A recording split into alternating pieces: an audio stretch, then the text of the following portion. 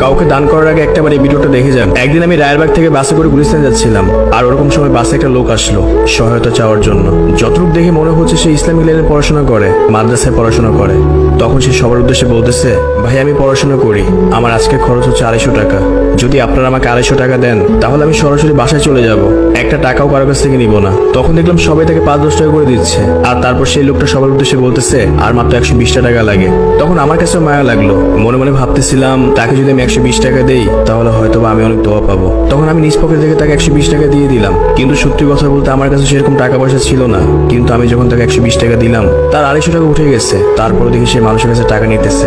একটু দাঁড়ান, আপনি কই থেকে ভিডিওটা দেখতেছেন একটু কমেন্ট করে বলবেন, তাহলে আমার নিজের কাছে ভালো লাগবে। আমি ঢাকা যাত্রাবাড়ি রায়েরবাগ থেকে। যাই হোক, তখন নিজের কাছেও খারাপ লাগলো। একটু আগে যে লোকটা বললো 250 টাকা হলে আজকে আমি আর কারো কাছ থেকে টাকা নিব না, কিন্তু তার 250 টাকা ওঠার পর সে মানুষের কাছ থেকে টাকা নিচ্ছে। আর এরপর দেখলাম সে বাস থেকে নেমে আরেকটা লোকের কাছ থেকে সহায়তা যাচ্ছে। তাকে মন থেকে সহায়তা করার পরও কেন জানি তৃপ্তি পাচ্ছি না। নিজের কাছে মনে হচ্ছিল আমি হয়তো একটা ভুল মানুষকে টাকা দিচ্ছি। আর তারপর যখন আমি বাস থেকে নেমে গেলাম দেখলাম রাস্তায় একটা পিছিয়ে দাঁড়ায় আছে। খুব মায়া লাগলো।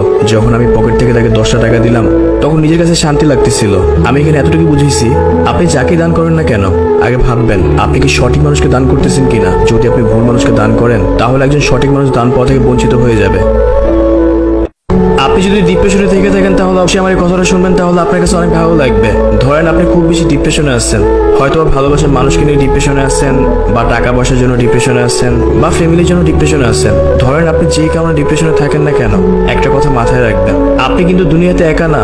আপনার আশেপাশে কিন্তু অনেক মানুষ আছে। আপনি যদি একটাবার সেই মানুষগুলোর দিকে তাকান তাহলে দেখতে পারবেন আপনার চেয়েও 1000 গুণ বেশি কষ্টে তারা আছে। তো দেখেন তারা সব কষ্ট ভুলে কি সুন্দর জীবনযাপন করতেছে। ধরেন আপনি আপনার ভালোবাসার মানুষের জন্য ডিপ্রেশনে আছেন, সেই মানুষটা আপনার সাথে বেইমানি করছে।